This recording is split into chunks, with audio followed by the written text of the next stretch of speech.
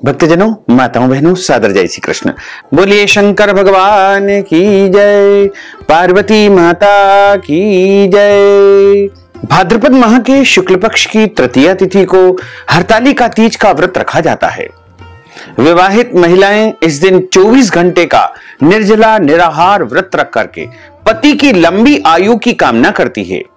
इस व्रत को सौभाग्यवती माताएं, कुंवारी लड़कियां, विधवा महिलाएं, परित्यक्ता माताएं बहनें पूरे निष्ठा और भावना के साथ में व्रत का धारण करती है। रात्रि जागरण करके भगवान शंकर जी एवं माता पार्वती का विशेष पूजन अर्चन करती है। इस बार हरतालिका तीज का जो पर्व है वो बहुत ही खास संयोग लेकर आया है, जो माताओं बहनों को कई गुना अधिक लाभ देगा। हरतालिका तीज का जो व्रत है इस बार 18 सितंबर 2023 सोमवार के दिन है और सोमवार का दिन बाबा भोलेनाथ का दिवस होता है। सोमवार के दिन बाबा भोलेनाथ माता पार्वती के साथ में पृथ्वी पर भ्रमण करते हैं और ऐसे शुभ समय में जब माताएं बहनें हरतालिका तीज का व्रत रखेगी तो उन्हें बाबा भोलेनाथ एवं माता पार्वती का भरपूर आशीर्वाद प्राप्त होगा तथा उनके घर में सुख शांति समृद्धि का आगमन होगा। इस बार तृतीया तिथि का आरंभ 17 सितंबर 2023 को दोपहर 11:09 से हो चुका है, जो कि अगले दिन यानी 18 सितंबर 2023 को दोपहर 12:08 पर तृतीया तिथि समाप्त हो जाएगी। इस प्रकार सूर्योदय व्यापिनी जो चतुर्थी युक्त हरतालिका तीज रहेगी वो 18 सितंबर 2023 सोमवार के दिन ही रहेगी। इसी दिन सभी भक्तजनों और माताओं बहनों को व्रत रखना चाहिए। व्रत का आरंभ 18 सितंबर 2023 सोमवार के सूर्योदय सुबह 6:28 से लेकर के 19 सितंबर के सूर्योदय 6:29 तक व्रत जारी रहेगा। यानी कुल मिलाकर के 24 घंटे का निर्जला निराहार व्रत रहेगा। व्रत आरंभ करने के पहले कई क्षेत्रों में सर्गी का विधान है। वैसे भी आप व्रत शुरू करने के पहले यदि चाहें तो आप जल पी सकते हैं, फल या फलाहार कर सकते हैं, कोई दोष नहीं है। और कई क्षेत्रों में ऐसी परंपरा है कि ससुराल अथवा मायके से सौभाग्य की वस्तुएं आती है, जैसे साड़ी, कपड़े, बिछिया, पायल, गहना इत्यादि सारी वस्तुएं आती है। और खाने पीने के लिए फल या फलाहारी वस्तु आती है, ड्राई फ्रूट्स आते हैं। उनका सेवन सर्गी के रूप में करके जैसे ही सूर्योदय होगा उस समय व्रत का संकल्प सबसे पहले लिया जाएगा। संकल्प लेकर ही व्रत का आरंभ करना चाहिए। हरतालिका तीज का जो पूजा का मुहूर्त रहेगा वो 18 सितंबर 2023 को सुबह 6 बजे से लेकर 7:30 बजे तक का मुहूर्त रहेगा। इस मुहूर्त में आप प्रातःकालीन संकल्प करके पूजन अर्चन प्रारंभ कर सकते हैं। हरतालिका तीज के दिन सूर्योदय के पहले उठ करके स्नान करना है और स्नान के बाद पवित्र वस्त्र धारण करना चाहिए। जो सौभाग्यवती माताएं बहनें हैं या जो भी महिलाएं इस व्रत को धारण करती है उनको इस दिन काले कपड़े बिल्कुल नहीं पहनना चाहिए और इस दिन सभी प्रकार के श्रृंगार अवश्य धारण करें। यदि सौभाग्यवती माताएं बहनें हैं, विवाहित महिलाएं हैं तो उनको 16 प्रकार के श्रृंगार धारण करके ही इस व्रत को धारण करना चाहिए। माने उनको सबसे पहले जो है अच्छे वस्त्र पहनना चाहिए, लाल रंग के, पीले रंग के, गुलाबी रंग के वस्त्र धारण करना चाहिए। और जो कुंवारी कन्याएं हैं वो भी अच्छी प्रकार से श्रृंगार करते हुए इस व्रत को आरंभ करें। और जो परित्यक्ता या विधवा महिलाएं हैं वो अपने परंपरा के अनुसार श्रृंगार को धारण करें। और जो माताएं बहनें इस व्रत को करती है उनको अपने पतिदेव से इस दिन झगड़ा बिल्कुल नहीं करना चाहिए, व्यवहार में सौम्यता रखना चाहिए, क्रोध नहीं करना चाहिए, लड़ाई झगड़ा वाद विवाद बिल्कुल नहीं करना चाहिए। अधिक मेहनत वाला काम भी उनको इस दिन नहीं करना चाहिए। रसोई घर के काम भी इस दिन अधिक नहीं करना चाहिए, क्योंकि अधिक काम करेंगे तो अधिक भूख या प्यास लगेगी और व्रत उनका जो है खंडित हो सकता है। इसलिए व्रत के नियमों का पालन करते हुए पूरी सौम्यता के साथ उनको व्रत धारण करना चाहिए। पांव में मेहंदी लगाने का विधान है, महावर लगाने का विधान है, मांग में सिंदूर अवश्य लगाएं, मंगलसूत्र धारण करके रखना चाहिए, पांव में पायल और बिछिया भी पहनना चाहिए और इसी प्रकार जो जो श्रृंगार सौभाग्यवती माताओं बहनों को करना चाहिए उन सभी को धारण करके ही इस व्रत को करना चाहिए। और यदि कोई माताएं बहनें बीमार है, व्रत धारण नहीं कर सकती है, वो केवल इस कथा का श्रवण कर लेंगे, हरतालिका तीज महात्म का श्रवण कर लेंगे तो भी उनको व्रत का पूरा पुण्य प्राप्त हो सकेगा। और वो चाहें तो अपनी पूजन या व्रत अपने पतिदेव के माध्यम से भी संपन्न करवा सकते हैं या फिर किसी और महिला के माध्यम से, अपनी बेटी बहन के माध्यम से भी व्रत और पूजन कार्य संपन्न करवा सकते हैं। इस तरह वो व्रत का पालन कर लेंगे और आपका शरीर साथ दे उसी प्रकार आपको व्रत धारण करना चाहिए। यदि आपके शरीर में स्वस्थता है, आप पूरी तरह स्वस्थ है, तो आपको सभी नियमों का पालन करते हुए व्रत धारण करना चाहिए। और यदि आप कठोर व्रत कर सकते हैं उसी प्रकार आप संकल्प ले और उसी प्रकार आपको व्रत करना चाहिए, क्योंकि यह व्रत सबसे बड़ा व्रत माना जाता है तथा इसको निर्जला निराहार ही किया जाता है। इसमें जल भी नहीं पिया जाता है और फलाहार भी नहीं किया जाता है। पूरे दिन निर्जला निराहार व्रत करके शाम को प्रदोष काल में पूजन अर्चन संपन्न होगा। 18 सितंबर 2023 को प्रदोष काल का जो मुहूर्त रहेगा वो शाम को 6:23 से लेकर के 6:48 तक लगातार रहेगा। वैसे प्रदोष काल का जो समय है वो अलग अलग क्षेत्रों में अलग अलग प्रकार का हो सकता है। वैसे इस व्रत में सुबह के समय आप पूजन कर ले, लेकिन शाम को जरूर पूजा करें। 4 प्रहर की पूजा का विधान है। पहले प्रहर की पूजा शाम को 6:23 से शुरू होकर के रात को 9:02 तक रहेगी। दूसरे प्रहर की पूजा रात 9:02 से लेकर के 12:15 तक होगी तथा तीसरे प्रहर की पूजा 12:15 से शुरू होकर के 3:12 तक रहेगी। चौथे और अंतिम प्रहर की पूजा अगली सुबह 3:12 से लेकर के 6:08 तक होगी और उसके बाद जैसे ही सूर्योदय होगा वैसे ही आप व्रत का पारणा कर लेंगे। यानी सभी जो पूजन पाठ की वस्तुएं हैं उनको प्रसाद के रूप में वितरण कर दे और खीरा ककड़ी से व्रत का पारणा करने का विधान है। सूर्योदय के समय खीरा ककड़ी खा करके और इस व्रत का पारणा किया जाता है। इस बार हरतालिका तीज के दिन रवि योग है, इंद्र योग है, महासंयोग सोमवार का सबसे बड़ा निर्मित हो रहा है और यह व्रत सोमवार के दिन आने से माता पार्वती को समर्पित रहेगा। ऐसे में हरतालिका तीज से देवादिदेव महादेव अत्यधिक प्रसन्न होंगे और भक्तों को मनचाहा फल प्रदान करेंगे। इंद्र योग 18 सितंबर 2023 को सुबह 4:28 से आरंभ होकर के 19 सितंबर को सुबह 4:24 तक रहेगा तथा रवि योग जिस दिन रहता है उस दिन सारे दोषों का वह समन कर देता है। 18 सितंबर 2023 को 12:08 से लेकर के 19 सितंबर की सुबह 6:08 तक रवि योग रहेगा। हरतालिका तीज के दिन कई वस्तुओं को खाने की मनाही हमारे शास्त्रों में बताई गई है, लेकिन आप अपने शरीर की क्षमता का ध्यान रखते हुए, अपने स्वास्थ्य का ध्यान रखते हुए इन वस्तुओं को खाने पीने का नियम धारण करें, क्योंकि शरीर की रक्षा करना हमारा सबसे पहला कर्तव्य होता है। तो आप जैसा बन पड़े वैसा आपको व्रत धारण करना चाहिए। ये जो नियम हम आपको बताने जा रहे हैं वो माता पार्वती जी ने भगवान भोले बाबा को पति रूप में प्राप्त करने के लिए कठोर तप किया था और सारे नियमों का पालन किया था। हरतालिका तीज व्रत कथा में बताया गया है कि अन्न खाने वाली शुक्री बनती है, दूध पीने वाली इस दिन जो है अगले जन्म में सर्प की यानी नागिन की योनि प्राप्त करती है। फलों का सेवन करने वाली अगले जीवन में वानर का रूप धारण करती है। मिठाई का सेवन करने वाली या शक्कर खाने वाली अगले जन्म में चींटी बनती है। जल का सेवन करने वाली, जल पीने वाली मछली का जो है जीवन अगले जन्म में प्राप्त करती है। मांस खाने वाली बाघिन बनती है, शरबत पीने वाली जोग बनती है, दूध पीने वाली नागिन बनती है, दही खाने वाली बिल्ली बनती है और सोने वाली अजगर बनती है। सब चीजों को खाने वाली मुर्गी बनती है। इस दिन व्रती महिला को किसी भी तरह का भोजन या अन्य पदार्थ ग्रहण नहीं करना चाहिए।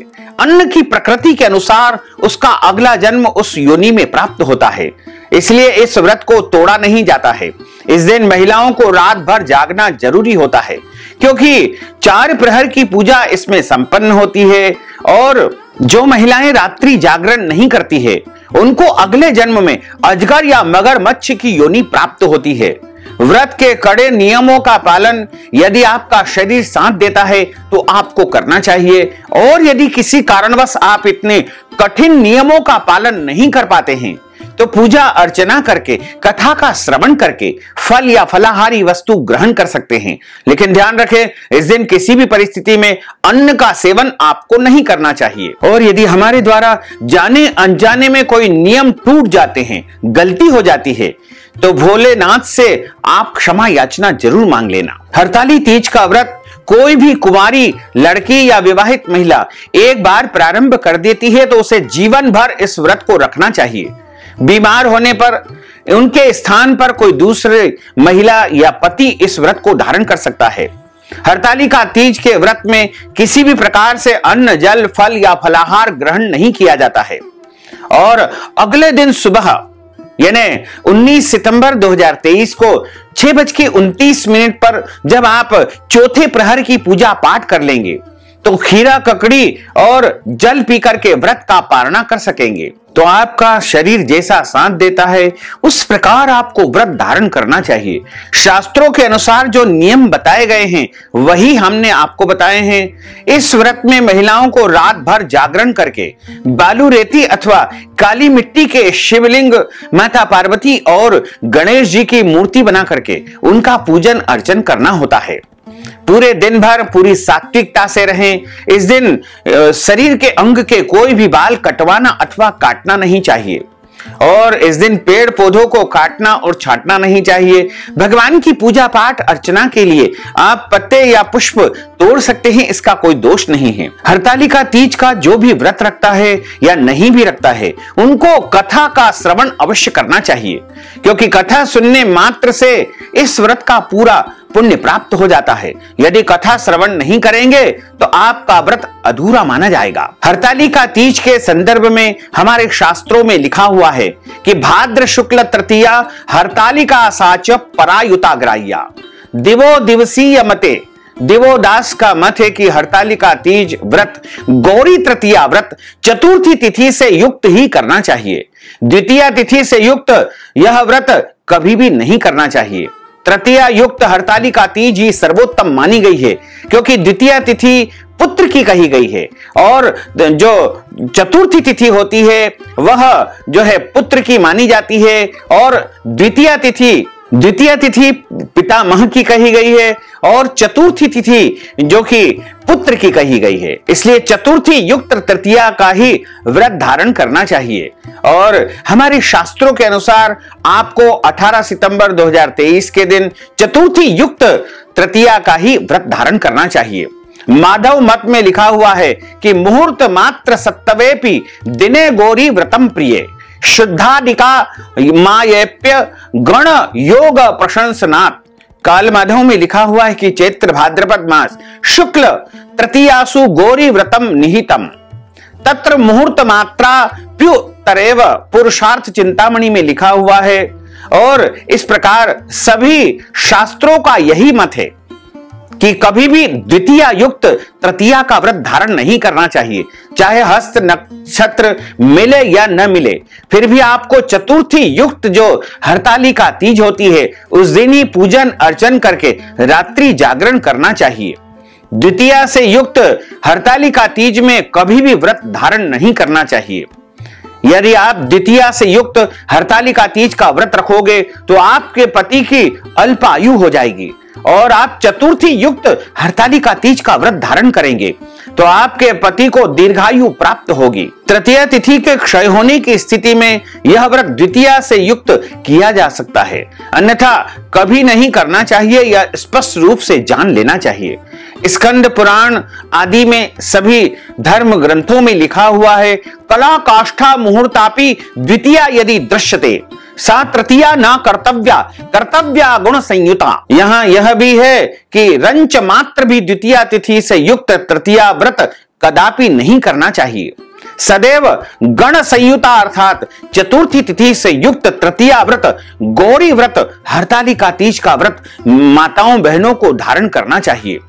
सभी पुराणों का एक ही मत है, इसलिए आपको 18 सितंबर 2023 सोमवार के दिन सूर्योदय से इस व्रत का आरंभ करना है और अगले दिन यानी 19 सितंबर 2023 मंगलवार के दिन इस व्रत का समापन करना है। हालांकि कई स्थानों पर कई पंचांगों में गणेश चतुर्थी का महापर्व भी 18 सितंबर को मनाया जा रहा है, लेकिन मध्याह्न व्यापिनी जो सर्वोत्तम चतुर्थी रहेगी वो 19 सितंबर 2023 मंगलवार के दिन रहेगी, क्योंकि इसी दिन उदया तिथि के अनुसार गणेश चतुर्थी है। इसलिए आपको गणेश चतुर्थी का पर्व 19 सितंबर 2023 मंगलवार को मनाना है और हरतालिका तीज का व्रत 18 सितंबर सोमवार को करना है। हरतालिका तीज के दिन पूरे दिन व्रत को धारण करें और सुबह के समय एक बार चाहें तो पूजन करके, आप कोई दवाई लेते हैं तो फलाहार कर सकते हैं और चाय दूध इत्यादि ले सकते हैं पूजन पाठ करने के बाद। लेकिन यदि आपके अंदर सामर्थ्य है, शक्ति है, तो आप निर्जला और निराहार इस व्रत को धारण करें। शाम को जब प्रदोष काल आए उस समय आपको पहले प्रहर की पूजा आरंभ करना है। केले के पत्ते के ऊपर बालू रेती के शिवलिंग बना करके माता पार्वती और गणेश जी का पूजन आपको करना चाहिए। यदि आप इस प्रकार नहीं कर पाते हैं तो आप अपने घर में जो शिवलिंग है उनका भी पूजन अर्चन कर सकते हैं। हालांकि पूजन सामग्री हमने आपको पहले बता दी है, फिर भी एक बार और बता दें। इसमें आपको कंकु यानी रोली की आवश्यकता लगेगी, हल्दी, अबीर, गुलाल, सिंदूर, मेहंदी, देसी कपूर, सफेद कपड़ा भगवान को अर्पण करने के लिए, सौभाग्य का सामान जैसे साड़ी, कपड़े, पायल, बिछिया, पेटीकोट इत्यादि, नारियल, पूजा की सुपारी, चावल, लौंग, इलायची, काजू, बादाम, किशमिश, पिस्ता, मिश्री और कलावा यानी नाड़ा की आटी, धूप बत्ती, माचिस, रुई और शुद्ध घी तथा इत्र की शीशी, भांग, भस्म, भोले बाबा को अर्पण करने के लिए गंगा जल, जनेऊ जोड़ा, दोना भोग लगाने के लिए दोना रखना चाहिए, पूजा की थाली, शक्कर, गुड़, शहद, कच्चा दूध, दही, अष्टगंध, चंदन, पान, पुष्पमाला, खुले पुष्प, फुलेरा। यदि आप अपने घर में या फिर किसी भी देव स्थान पर पूजा अर्चना करते हैं तो वहां पर फुलेरा लगाया जाता है। फूलों के माध्यम से एक फुलेरा तैयार होता है जो कि फूल वालों की दुकान पर उपलब्ध हो जाता है। यदि फुलेरा नहीं मिल पाए तो एक माला को आप प्रभु के ऊपर छाया करते हुए और छत्र के आकृति में एक पुष्पमाला को तैयार कर दीजिएगा, उसी को आप फुलेरा मान करके स्थापित कर दीजिएगा। केले के पत्ते, आम के पत्ते, सभी वनस्पतियां और पेड़ों के पत्ते इसमें अर्पण किए जाते हैं। दुर्वा, बिलपत्र, शमी पत्र, धतूरा, दही, मिठाई, फल, खीरा, ककड़ी, मिट्टी के दीपक, माचिस और इसके अनुसार जो है सभी वस्तुओं को एकत्रित करके और तैयारी करके, पौराणिक कथा के अनुसार देवी पार्वती मन ही मन शिव जी को अपना पति मान चुकी थी, लेकिन उनके पिताजी ने उनका विवाह भगवान विष्णु जी के साथ तय कर दिया था। ऐसे में पार्वती जी की सहेलियां उनका अपहरण करके जंगल में ले गई, जहां माता पार्वती ने शिव जी को पति रूप में प्राप्त करने के लिए कठोर तप किया था। भूखे प्यासे रह करके साधना करती रही। भाद्रपद मास के शुक्ल पक्ष की तृतीया तिथि के दिन देवी पार्वती ने बालू रेती के शिवलिंग बना करके उनकी पूजा अर्चना की। माता पार्वती की तपस्या से प्रसन्न हुए और उन्हें पत्नी रूप में स्वीकार कर लिया। माता पार्वती की सहेलियां उनका हरण करके जंगल में ले गई, इसलिए इस व्रत को हरतालिका तीज के नाम से जाना जाता है। इसको तीजा व्रत भी कहा जाता है। तीज व्रत भी इसे कहा जाता है। अखंड सौभाग्य के लिए यह व्रत करवा चौथ से भी अधिक कठिन माना जाता है। माता पार्वती ने इसी व्रत को करके बाबा भोलेनाथ को पति के रूप में प्राप्त किया था। तो यदि माताएं बहनें अपना अखंड सौभाग्य चाहती है, पति की लंबी आयु चाहती है, कुंवारी कन्या यदि मनपसंद पति को प्राप्त करना चाहती है, सुंदर सुयोग्य अच्छे पति की प्राप्ति करना चाहती है, विधवा महिलाएं यदि पुनर्विवाह करना चाहती है, परित्यक्ता माताएं बहनें यदि पुनर्विवाह करना चाहती है, जीवन में सौभाग्य की प्राप्ति चाहती है, तो उन सभी को हरतालिका तीज का व्रत अवश्य करना चाहिए। हरतालिका तीज को व्रत राज कहा गया है। भगवान शंकर ने माता पार्वती को इस व्रत के विषय में बताया है, और जो इस व्रत का संकल्प करता है उसको उसका पूरा पूरा पुण्य प्राप्त होता है।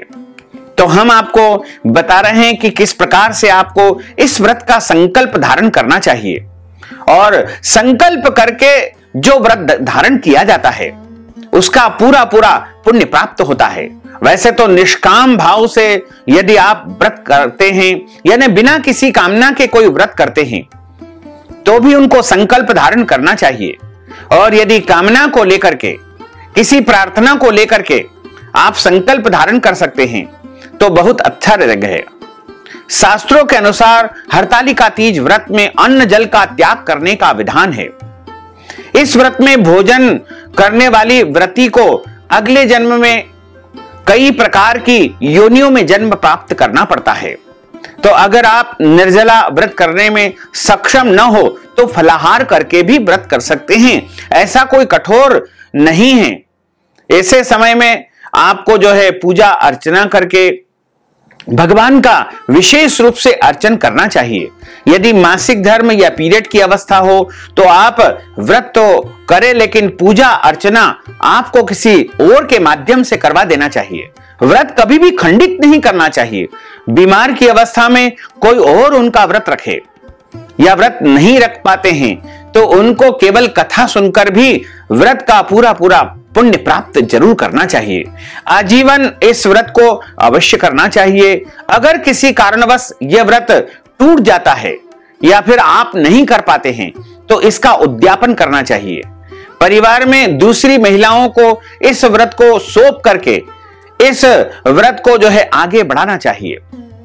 व्रतधारी महिलाओं को दोपहर या रात्रि में सोना वर्जित माना गया है, इसलिए जितना हो सके आप नियमों का पालन करें। और यदि आप नियमों का पालन नहीं कर पाते हैं तो डरने की, घबराने की बिल्कुल भी आवश्यकता नहीं है।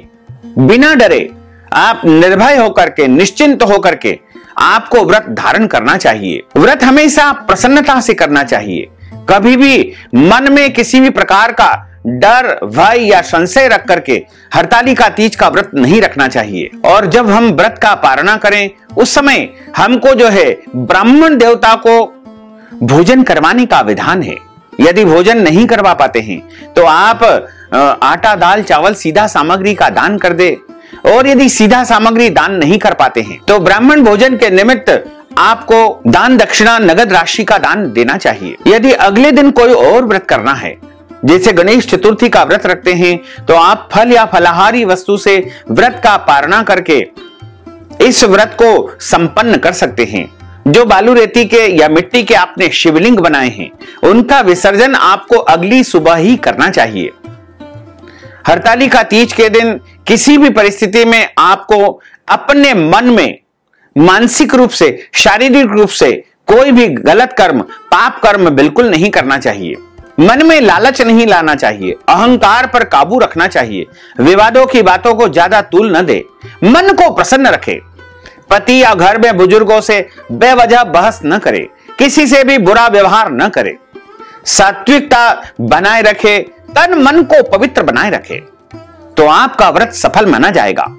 क्योंकि व्रतधारी को किसी भी प्रकार से आपको गलत कर्म नहीं करना चाहिए, किसी का दिल नहीं दुखाना चाहिए। यदि आपके घर पर इस दिन कोई भी याचक, भिखारी अथवा जरूरतमंद व्यक्ति आता है तो उसे खाली हाथ नहीं लौटाना चाहिए। साथ ही आप सभी से अनुरोध है कि इस ज्ञानवर्धक वीडियो को अधिक से अधिक लोगों को शेयर करिएगा, लाइक करिएगा, कमेंट करिएगा। और यदि अभी तक आपने सब्सक्राइब नहीं किया है तो अभी और इसी समय सब्सक्राइब कर लीजिए, ताकि इसी प्रकार की ज्ञानवर्धक वीडियो आपको सबसे पहले प्राप्त हो सके। आपको और आपके पूरे परिवार को सादर जय श्री कृष्ण, सादर धन्यवाद।